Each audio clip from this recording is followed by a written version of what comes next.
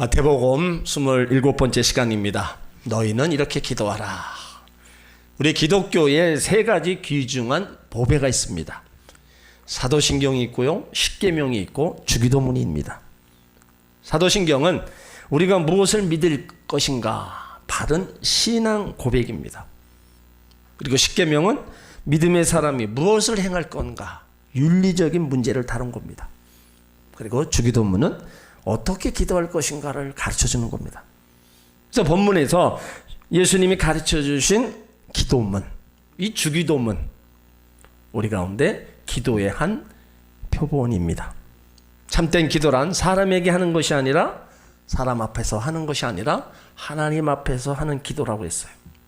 예수님은 잘못된 기도한 사람들을 두 가지 예를 들어 주셨어요.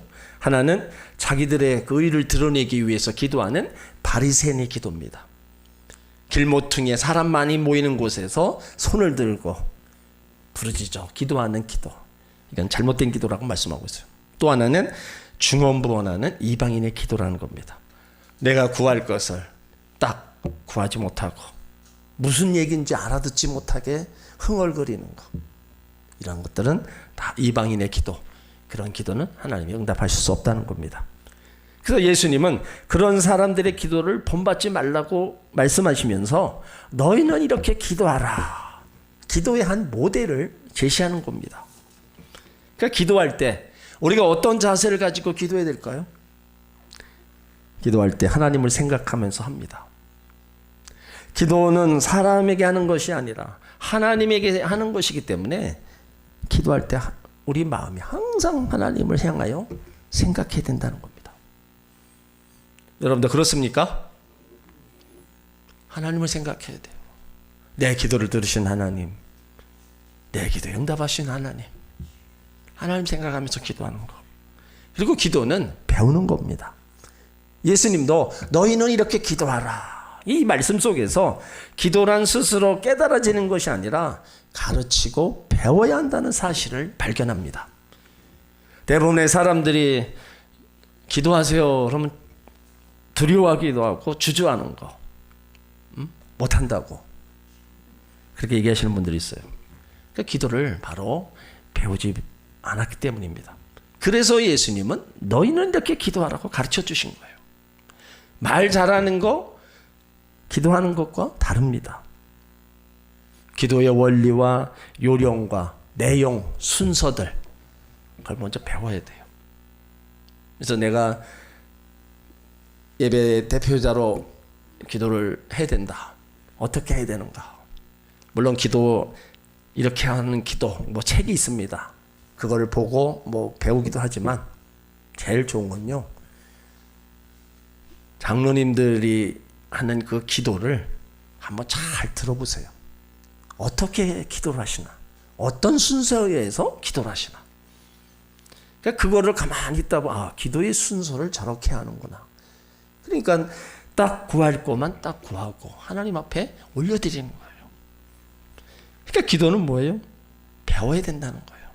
내 스스로가 배우면서 그렇게 하면 거기에 성령님이 또 더 잘할 수 있도록 우리를 도와주시는 거예요. 그래서 어떤 사람도 기도에 대해서 많이 알죠. 뭐 기도에 대해서 논문도 쓰고 기도에 대해서 많은 것을 가르치기도 해요. 그런데 본인은 전혀 기도하지 않는 사람이 있습니다. 스폴츠 목사님은 기도는 기도하기 전까지 배울 수 없다, 그런 말을 했어요. 그러니까 기도는 이론이 아니라 기도할 때 배워진다는 거예요. 모든 사람에게는 종교성이 있습니다. 모든 종교는요, 그래서 기도를 요구하고 있는 거예요. 그러므로 기도 없이 인간은 살 수가 없는 겁니다. 특별히 하나님의 자녀들에게 기도란 신앙의 중요한 무기라는 거예요. 이 기도를 통해서 예수 이름으로 우리가 선포하고 예수 이름으로 우리가 외칠 수 있는 거, 그러면 예수 이름의 능력과 권세가 우리 기도를 통해서 나타나는 겁니다. 그래서 원수마귀가 떠나가기도 하고 우리의 문제가 해결되고 질병이 치료받는 역사가 바로 이 기도를 통해서 우리가 체험하는 겁니다. 오늘 주기도문은 처음에 하늘에 계신 우리 아버지여 이렇게 시작을 해요. 이것은 기도할 때 반드시 대상을 먼저 불러야 된다는 거예요. 하나님을 안 부른다. 그러면 기도의 대상이 누구냐 이거예요. 누구한테 기도하냐 이거예요. 그러니까 기도의 대상을 먼저 확실하게 예수님이 가르쳐 주신 겁니다. 기도의 대상은 하나님이다. 하나님께 하나님의 이름을 먼저 불러라. 그리고 나서 6가지를 간구하는 겁니다. 3가지는 하나님에 대한 기도고 3가지는 우리 자신에 대한 기도. 그리고 맨 끝에 가서 성령이 나오고 아멘으로 끝이 납니다. 오늘 기도에 대한 내용, 오늘 9절 말씀만 우리 함께 살펴보도록 하겠습니다. 자, 9절을 다 같이 읽습니다. 그러므로 너희는 이렇게 기도하라. 하늘에 계신 우리 아버지여 이름이 거룩히 여김을 받으시오며. 그러므로 너희는 이렇게 기도하라. 이 그러므로는 앞절에서 바리새인의 기도와 이방인의 잘못된 기도를 제시하는 거예요. 그러니까 그런 기도는 하나님이 응답하지 않으니 너희는 이렇게 기도하라. 이 접속사입니다. 그러니까 여기서 너희는 바리새인과 이방인들과의 대조되는 예수님 제자들을 가리킵니다. 지금으로 얘기하면 믿는 성도들, 저와 여러분을 가리키는 거예요. 그래서 우리를 향해서 너희는 이렇게 기도하라. 기도는 하나님과 대화를 그랬습니다. 하나님 앞에 내 마음을 내려놓고 다 호소하는 거예요. 간구하는 겁니다. 그러니까 기도가 이렇게 중요한 거예요. 우리 마음속에 있는 다 쌓여 있는 것들, 하고 싶은 말들, 호소하고 싶은 말들, 사람에게 하지 못하는 거 하나님 앞에 다 우리가 할 수 있는 겁니다. 요즘 얼마나 스트레스를 받아요? 이것저것 주변의 상황들로 인해서 많이 괴로울 때가 많습니다. 그러니까 이런 것들을 다 털어놔야 되는 거예요. 이런 것들을 계속 가슴에 담고 있으면요, 큰 병이 될 수도 있고 마음을 상하게 할 수 있는 겁니다. 그러니까 그런 면에서 우리가 하나님께 기도할 수 있다는 건요, 참 행복한 일입니다. 사람 앞에 갖다 풀지 아니하고 사람 앞에 갖다 원망하지 아니하고 하나님 앞에 다 갖다가 내려놓는다는 거, 그걸 또 하나님은 다 받아주신다는 거. 그러니까 기도가 그래서 중요한 거예요. 그래서 예수님께서 그래서 우리들에게 기도하라고 말씀하고 있는 거예요. 이 말은 우리들이 기도할 자격이 있다는 겁니다. 하나님 백성이기 때문에 너희들이 기도할 자격이 있다. 그렇기 때문에 기도해라. 그리고 기도하면 들어주시겠다고 그 약속이 전제되어 있는 겁니다. 너희는 이렇게 기도하라는 말씀 속에 몇 가지 진리가 들어 있습니다. 하나는 세상을 생각하며 살라는 말씀입니다. 사람은 생각하며 살아가도록 지음을 받았어요. 그러니까 사람이 사람다운 것은 생각의 능력이 있기 때문입니다. 사람이 생각하면 어떻게 해요? 실수나 사고가 적어들어요. 그냥 아무 생각 없이 우리가 말하고 생각 없이 행하다 보니까 자꾸 사고가 일어나고 사건 사고들이 일어나는 거예요. 응? 무엇을 생각하느냐에 따라서 행동의 옷으로 나타납니다. 그래서 생각은 말을 바꾸고 행동은 또 바꾸고 습관을 바꾸고 다 인생을 바꾼다. 그 시발점이 바로 생각이라는 거예요. 생각하면서 말하면 내 말이 더 아름답고 은쟁반의 금사가 같을 겁니다. 생각하고 행동하면요, 함부로 행동하지 않을 겁니다. 내 습관도 예전의 습관이 달라질 거예요. 그러다 보면 내 인생의 전체의 삶이 바뀌는 거예요. 신앙생활도 마찬가지입니다. 생각하는 겁니다. 이 일이 내가 하나님을 기쁘게 하는 건가, 슬프게 하는 건가. 이 말이, 이 행동이 하나님 보시고 부모님이 보시고 이웃을 봤을 때 기뻐하는 건가, 슬프게 하는 것인가. 한번 생각해 보면 성숙한 인생으로 살아갈 수가 있는 겁니다. 왜 많은 사람들이 양심 없이 행동해요? 왜 불의를 행해요? 왜 범죄를 저질러요? 다 결국은 생각이 없다는 거예요. 성경에는요, 생각에 대한 말씀들이 참 많이 나와요. 시편 77편 12절에 보면 또 주의 모든 일을 묵상하며 주의 행사를 깊이 생각하리이다. 자, 잠언 15장 28절을 찾아보세요. 잠언 15장 28절. 생각에 대해서 말씀하고 있습니다. 잠언 15장 28절. 자, 같이 있습니다. 의인은 대답할 말을 깊이 생각하여도 악인의 입은 악을 쏟느니라. 의인은 대답할 말을 깊이 생각하여도 악인의 입은 악을 쏟는다. 저와 여러분 의인들이에요. 그 의인들이라면 대답할 말을 좀 더 생각하라는 거예요. 그냥 아무 생각 없이 다 쏟아내는 것은 악인들이 행하는 일이라는 겁니다.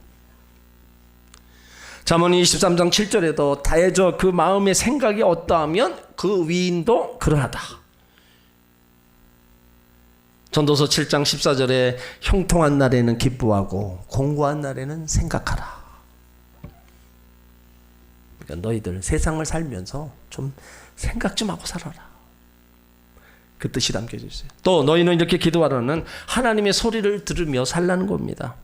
우리 하나님의 자녀들은 어쨌든 하늘의 소리를 들어야 되잖아요. 엎드려서 깊이 묵상하면, 하나님 말씀을 듣다 보면 내 속에서 하나님의 음성이 들려와요. 그 음성이 꼭 뭐 소리 우리를 바라는 그 음성이 아니라 양심을 통해서도 들립니다. 마음을 통해서 들리고 생각을 통해서도 들려옵니다. 그러니까 이 소리를 듣고 살아야 올바른 신앙의 일을 할 수 있는 거예요. 그래서 우리들은요, 하나님 앞에 조용히 하나님 묵상하는 그런 시간을 가져야 돼요. 우리는 하루 종일 세상 소리만 듣잖아요. 세상에 돌아가는 여러 가지 일, 신문이나 방송을 통해 한번 들어보세요. 뭐 짜증나는 얘기만 들리잖아요. 전 참 여당과 야당이, 물론 야당은 여당을 견제해서 이렇게 정치를 해 나가야 돼요. 근데 너무 심한 것 같아요. 뭐 하나 꼬투리만 잡히면 아닌 것 퍽 들춰내서, 참 그런 거 보면 참 도저히 이해가 안 가는 부분들이 너무나 많고, 이 방송에서 나오는 이런 소리들이 결국에는 다 부정적인 소리고 악한 소리고. 그러니까 사람은요, 이런 소리를 계속 듣다 보면은요, 인성이 파괴됩니다. 그러다 보면 될 대로 되라 이렇게 그냥 방치해버려요. 그러니까 우리가 악한 소리를 자꾸 듣다 보면 뭐래요? 이제 또 그런 일이 있었나 보다. 그 한마디 하고 이제는 신경도 안 씁니다. 그러니까 사람들이 마음이 삐뚤어져서 싸우고 파괴되고 살아가고, 응? 사고치고 막 살아가는 거, 이게 지금 세상이에요. 그러니까 예수님이 기도하라는 거예요. 너희는 그러지 말아라. 하나님의 자녀들이 기도하고 또 말씀 듣고 묵상하다 보면요, 인간의 소리가 아닌 하나님의 소리를 듣게 됩니다. 그렇게 다 보면 먼저 자기를 먼저 보잖아요. 그리고 자기 자신을 살핍니다. 그러다 보면 회개가 터져 나오고 하나님과 나와 인격적 관계를 맺으면 거기서 하나님이 주시는 힘을 발휘할 수 있는 거예요. 그 힘의 능력을 우리는 은혜라고도 얘기하고, 하나님이 주시는 또 은혜. 그러니까 이런 은혜가 우리 가운데 있어야 우리는 더 신앙생활, 또 우리 삶 속에 바르게 살아갈 수 있다는 거죠. 그러니까 이것들은 모두 기도의 삶을 통해서 이루어지는 거기 때문에 예수님은 기도하라는 거예요. 그리고 하나님과 화목하기 위해서 기도하라 그런 겁니다. 가장 큰 축복은요, 하나님과의 관계를 돈독히 하는 생활입니다. 욥기 22장 21절에 보면 너는 하나님과 화목하고 평안하라. 그리하면 복이 내게 임하리라. 화목이 복이라 그랬어요. 특별히 하나님과 화목하라. 하나님과 불신의 관계, 멀어지는 관계, 악의 관계로 있으면 화목할 수가 없는 겁니다. 하나님과 화목하면 복이 내게 임한다. 그러니까 우리가 세상을 살아가는 동안에 화목을 유지하고 살아야 돼요. 가정에서도 부부 사이에, 형제 간에, 성도 간에 다 뭐예요? 화목이 최고의 복입니다. 이 화목을 유지하려면 어떻게 해야 돼요? 자주 찾아가야 돼요. 자주 만나야 되는 겁니다. 부모도 자주 찾아가지 않으면 멀어지기 쉽습니다. 자주 찾아가야 관계가 돈독해지는 거예요. 형제들도 멀리 떨어져 살면 남남마다 못하잖아요. 그러니까 어떨 때는 친구가 형제보다 훨씬 좋을 때가 있습니다. 이웃사촌 훨씬 좋아요. 왜 그래요? 자주 만나니까 거기서 친교가 이루어지는 거예요. 그러니까 하나님과의 관계도 마찬가지입니다. 우리가 하나님을 자주 찾아가지 않으면 멀어진다는 거예요. 자주 접촉을 통해서 좋은 관계를 계속 우리가 유지를 해야 된다는 겁니다. 그러니까 하나님의 자녀들 계속해서 하나님을 찾아야 되는 거예요. 성전에 와서 찾아야 되고요. 집에 계실 때는 또 말씀도 보면서 찬양하면서 하나님을 찾아야 되는 거예요. 그러니까 자주 만나면 가까워지는 거고 정들고 이해가 깊어지고 사랑을 알게 되는 거죠. 그래서 성도는 하나님 앞에서 살아가야 됩니다. 그 안에서요 하나님의 사랑을 느끼고 관계를 유지하며 살아가는 것이 가장 큰 축복입니다. 그러니까 예수님은 우리에게 당부하시기를 기도하라는 거예요. 그 기도가 하나님과 가장 가까운 관계를 이루면서 사는 생활이기 때문입니다. 그리고 기도할 때 하늘에 계신 우리 아버지를 부르게 하셨어요. 기도의 대상을 말씀해 주셨다 그랬어요. 내가 누구 앞에 기도하느냐 그것을 마음에 새기며 기도하는 겁니다. 하나님 앞에 기도해야 함을 말씀하고 온 것이에요. 그리고 이 말씀 속에 기도의 대상이 뚜렷한 인격을 가지신 절대 하나님인 것을 가르쳐주고 있는 겁니다. 하늘에 계신 아버지, 우리 아버지로 믿고 기도하라는 거. 하늘에 계신 아버지, 이거는요 이사야도 하나님을 우리 아버지라고 불렀어요. 말라기 선지자도요 하나님은 우리 아버지다. 다윗도 기도할 때 하늘에 계신 우리 아버지. 그러니까 오늘날 영적 이스라엘 백성이 된 우리들 마찬가지입니다. 하나님과의 언약도 부자관계예요. 하나님 아버지가 되시고 나는 자녀 되는 거예요. 이거는 예수님을 믿음으로 말미암아 부자관계가 형성되는 거예요. 그러니까 아들이 아버지를 부른다. 이거는 최고의 힘이고 또 거기서부터 위로가 찾아오는 거예요. 예수님도 요한복음 11장 41절을 보면 죽은 나사로 무덤 앞에서 기도하실 때 예수께서 눈을 들어 보시고 가라사대 아버지여 내 말을 들으시는 것을 감사하나이다. 아버지를 불렀어요.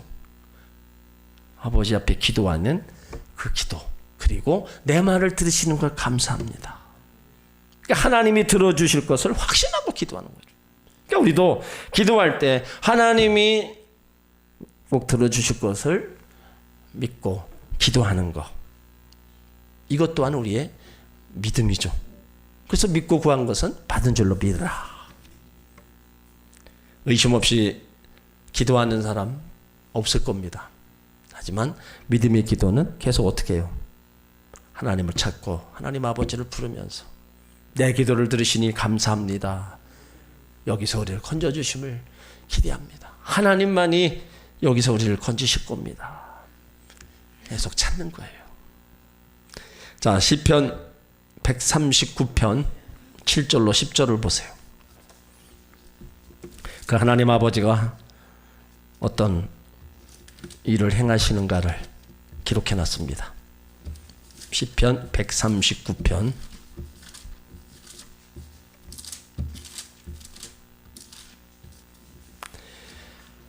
7절로 10절. 자, 같이 있습니다. 내가 주의 신을 떠나 어디로 가며 주의 앞에서 어디로 피하리까? 내가 하늘에 올라갈지라도 거기 계시며 음부에 내 자리를 펼지라도 거기 계시니이다. 내가 새벽 날개를 치며 바다 끝에 가서 거할지라도 곧 거기서도 주의 손이 나를 인도하시며 주의 오른손이 나를 붙드시리이다. 하나님은 어디에나 계신 거예요. 하늘에 올라갈지라도 음부에 자리를 펼지라도 바다 끝에 거할지라도 주의 손이 나를 인도하시고 주의 오른손이 나를 붙드신다. 이런 분이에요. 자, 시편 36편 한 군데 더 보겠습니다.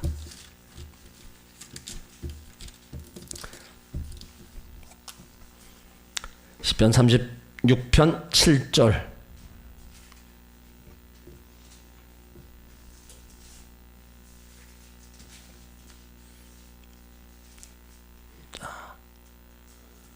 7절 같이 있습니다. 하나님이여 주의 인자하심이 어찌 그리 보배로우신지요. 인생이 주의 날개 그늘 아래 피하더이다. 우리를 향한 인자하심 어찌 그리 보배로우신지요. 그러니까 하나님 아버지는 정말로 그 인자와 진실 모든 것이 부족함이 없는 하나님. 너희가 불 가운데 지날 때에도 불이 너를 사르지 못하게 하시고 물 위를 걸을 때도 물이 너를 침몰치 못하게 한다. 내가 너를 지극히 보배롭게 여기는 하나님. 하나님은 어디나 계셔서 우리를 보배처럼 아껴주시는 겁니다. 여기 하늘에 계신 이 말에 하나님이 어디선지 계시다는 편재성, 완전하고 능력이 많으신 전능성, 영원히 계신 영원성. 하나님은 이따가 사라지는 분이 아닙니다. 알파와 오메가, 처음과 나중이라 그러셨어요. 하나님이 영원하신 분이에요. 영원하신 하나님 어디든지 계셔요. 그분의 날개 아래 안식이 있습니다. 우리가 여름철에 휴가를 갔던, 집에서 일을 하던 어디에서나 함께 가십니다. 전능하신 하나님, 무소부재하신 하나님, 그 하나님이 나의 아버지, 우리 아버지가 되십니다. 그러니까 여기 우리라는 말은요, 그 울타리를 뜻하는 말입니다. 그러니까 하나님은 모든 성도의 공동체와 연결되신 분입니다. 그래서 믿는 자의 아버지라는 뜻이에요. 우리는 그리스도의 피로 구속받은 형제, 자매, 그렇다면 거기에 함께 계신 하나님. 그런데 왜 여기서 하나님을 남성적으로 표현했을까? 여성들이 왜 하나님을 남성으로 표현했느냐? 때로 묻습니다. 하나님이 남성이냐? 차라리 중성으로 표현하라. 그런 분도 있어요. 근데 하나님은 본래 성을 가지신 분이 아닙니다.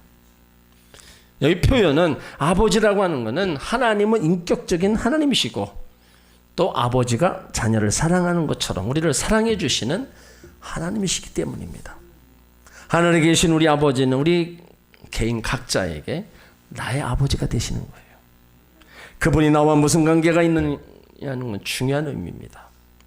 그 하나님, 나의 하나님, 그 믿음이 확실할 때 기도하면 하나님이 들어주십니다. 그래서 하늘에 계신 표현은 땅에 계신 아버지와 구별되는 의미입니다. 땅에 계신 아버지, 아무리 존경스럽고 훌륭해도 자식들과 영원히 함께하지 못합니다. 그런데 하늘에 계신 하나님은 우리와 영원히 함께하십니다. 땅에 있는 아버지는 어떤 여러 면에서 불완전합니다. 그러나 하늘에 계신 하나님은 모든 것을 완전하신 분이에요. 자, 그리고 이름을 거룩히 여김을 받으시오며, 그러니까 하나님의 이름을 가르쳐 주신 다음 기도할 내용을 소개하고 있는 거예요. 그 첫 번째가 하나님의 이름이 거룩히 받으시기를 기도하라는 겁니다. 하나님의 이름, 이것을 다시 말하면 하나님의 명예와 영광을 말하는 겁니다. 사람이 이름이 그 사람의 인격과 신분을 대하듯이 하나님의 이름을 하나님의 모든 속성을 대표하는 거예요. 그러니까 하나님의 이름을 몇 가지로 나타납니다. 근데 크게 두 가지는 엘로힘 하나님이 있어요. 전능자, 다스리는 자, 강한 자, 무에서 유를 창조해내는 자, 창조주 하나님, 엘로힘의 하나님이 있어요. 그리고 여호와 하나님, 나는 스스로 있는 자니라 말씀하신 지존자이십니다. 또 여호와 하나님은 약속을 주시고 약속을 신실하게 이루시는 하나님으로 묘사했어요. 그러니까 여호와의 그 이름 속에는 사람과 더불어 약속하시고 계약을 맺으시고 그 약속을 이루시고 우리 생활 속에 함께 하시는 겁니다. 그러니까 그 이름 속에 하나님의 속성과 활동을 나타내는 단어들이 참 많습니다. 특별히 하나님의 이름을 우리가 대표적으로 7가지를 이제 많이들 얘기하시는데 그 7가지를 한번 찾아보겠습니다. 창세기 22장 14절을 한번 보세요. 여기에는 여호와 이레 그 하나님이 등장하십니다. 창세기 22장 14절.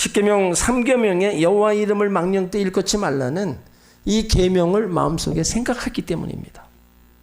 그래서 함부로 여호와라는 이름을 함부로 부르질 않았어요. 그 정도로다가 그 하나님이 거룩한 하나님 함부로 부르지 않고 오랜 세월을 기다리고 때로는 그것을 부르기 위해서 목욕까지 했다는 거예요. 그런데 오늘날 우리 입술은 어떻습니까? 우리는 하나님의 이름을 아주 쉽게 가볍게 부르고 있어요.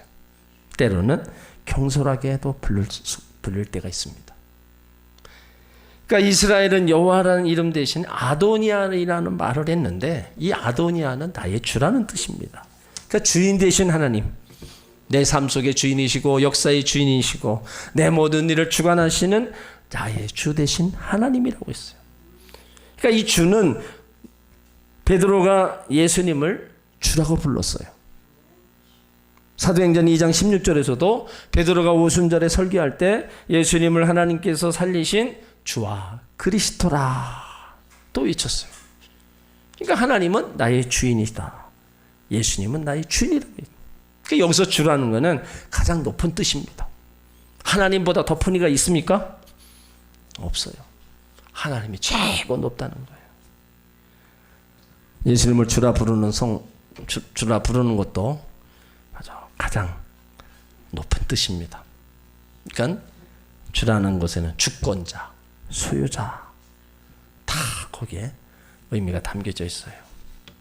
우리를 기르시는 양으로서 절대 순종, 우리는 그 주권자 앞에서 우리가 행할 뿐입니다. 그래서 그분의 이름이 거룩히 여김을 받으셔야 된다는 거예요. 거룩히 여김을 받으시오며 거룩하신 하나님은 우리가 더 거룩하게 할 수 없어요. 문제는 나입니다. 이 기도의 참뜻이 무엇이냐? 나를 통해서 하나님의 이름이 더럽혀지지 않고 그대로 거룩하게 되도록 내가 거룩한 삶을 살라는 기도라는 겁니다. 어떻게 해야 내가 거룩해질 수 있습니까? 여러 가지 말씀과 성령으로 거룩해질 수 있고요. 그 전에 해야 될 일은 소속감을 분명히 해야 된다는 겁니다. 우리는 하나님의 백성입니다. 하나님의 백성은 하나님의 이름을 거룩히 여겨야 하며 우리 생활도 거룩한 생활로 바뀌어져야 된다는 거예요. 그러니까 명백한 소속감을 우리가 가져야 돼요.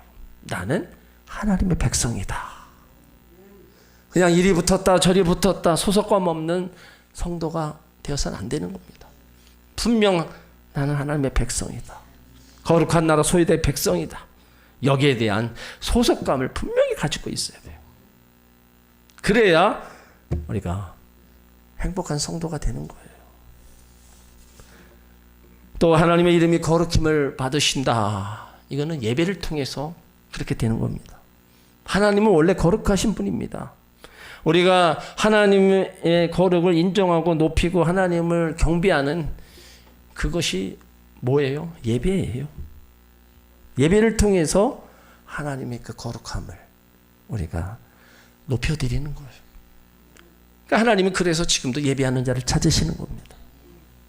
하나님의 일은 첫째도 예배고 둘째도 예배고 셋째도 예배예요. 하나님 앞에서 가장 큰 봉사는요, 예배 잘 드리는 겁니다. 그 예배 시간에 하나님의 임재의 시간인 것입니다. 하나님은 당신의 자녀들이 예배 드릴 때 그 예배를 받으시고 복을 주시는 거예요. 예배를 받으시고 거룩히 여김을 받으십니다. 뿐만 아니라 예배를 통해요 우리 심령이 부서지고 깨어져서 거룩하게 되어지는 거예요. 날마다 우리 자신을 돌아보면서 잘못되게 살아왔던 것을 돌이키고 바르게 살아가는 그 원동력이 우리가 예배를 통해서 그렇게 되는 거예요. 여러분, 우리가 하나님 전에 와서 예배 드릴 때 마음하고 밖에 세상에 나가서 마음이 같습니까? 하나님 전에 오면 그래도 뭔가 내가 좀 하나님의 자녀로서 온 성성을 다하여 예배 드리기를 원하는 그런 마음이 우리 안에서 일어나요. 그리고 이곳에 있을 때만이라도 내가 세상에 나가서 거룩하게 살아야지 하는 그런 또 생각을 갖게 되고, 비록 밖에 나가서는 잊어버린다 할지라도 성전에 와서만큼은 우리 마음이 모든 생각이 달라지는 거예요. 그래서 예배를 통해서 내 심령이 깨어지고 부서지면서 거룩하게 되어가는 겁니다. 예배에 우리 모두 빠지지 말고 그래서 예배에 참석하라는 거예요. 하나님을 의지할 때 하나님의 이름이 거룩해지면 우리도 거룩해집니다. 위대한 사상가 파스칼은 이 본문 말씀을 하나님의 이름을 거룩하게 한다는 것은 하나님을 하나님으로서 대접한다는 의미다. 그러니까 우리가 믿는 하나님, 그 하나님을 하나님처럼 믿어야 된다는 거예요. 그러니까 이것을 신전의식이라고 합니다. 그 위대하신 하나님, 그 거룩하신 하나님, 거기에 맞게끔 우리가 잘 믿어야 된다. 또 우리의 귀중한 것을 드리고 최선을 다할 때 하나님은 거룩히 여김을 받으십니다. 시편 96편 8절에 보면 여호와 이름에 합당한 영광을 그에게 돌릴지어다, 예물을 가지고 궁정에 들어갈지어다. 생명받자 하나님을 섬기시길 바랍니다. 영생의 축복이 있습니다. 나에게 주신 재능을 가지고 하나님께 충성하시기 바랍니다. 거기에 하나님이 재능을 더하여 주셔요. 시간을 들여 충성하십시오. 그러면 우리의 건강도 책임져 주십니다. 물질을 바쳐 봉사하면 힘든 대로 거둔다는 법칙에 따라서 흔들어 넘쳐 안겨 주십니다. 또 우리의 믿음의 본을 보일 때 하나님은 우리의 생활을 통하여 그 이름이 존귀해지는 거예요. 그래서 믿음의 사람은요, 뭔가 달라도 달라야 된다는 거예요. 왜요? 하나님의 자녀니까. 나를 통해서 그 하나님을 드러내는 거니까. 나를 통해서 욕먹게 해서는 안 된다는 거잖아요. 그래서 예수 믿는 사람이 잘못 살아갈 때 더 지탄받는 게 어찌 예수 믿는 사람이 더 저러냐. 그거는 결국은 하나님 욕먹이는 겁니다. 그렇기 때문에 믿음의 사람은요, 말이 달라야 되고 행동도 달라야 된다는 거예요.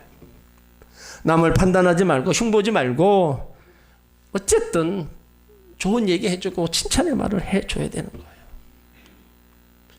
이게 우리가 가지고 있는 죄성의 습관으로 인해서 우리는 자꾸 그것을 잊어버려요. 남 보는 대로, 내가 들은 대로 그냥 판단한 거 그냥 다 말할 때가 많아요. 근데 하나님 그거 원치 않는 거예요. 거룩한 백성답게. 세상 사람은 그렇게 얘기한다 할지라도 우리가 얘기하는 건 좀 다르기를 원하십니다. 적극적으로 듣기 좋은 아름다운 말을 하기를 원하세요. 좀 더 품위 있는 행동, 세상 사람들도 예수 믿는 사람은 뭔가 다르다는 그 평을 들어야 된다는 거예요. 우리의 행실이 진정 신앙인 다워야 된답니다. 그래야 우리 행실을 통해서 하나님 영광 받으시고 기뻐하실 줄 믿습니다.